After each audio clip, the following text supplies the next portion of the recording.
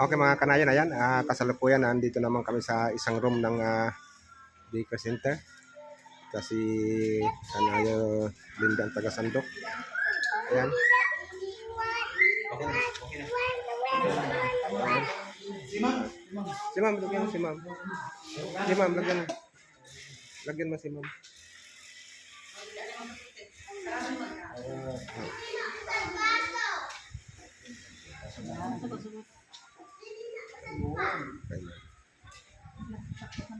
Okay.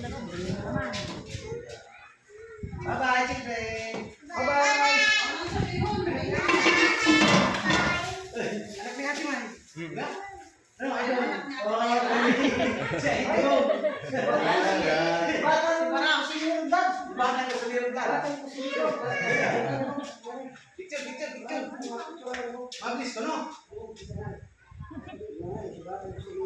Anak ko na istik ha.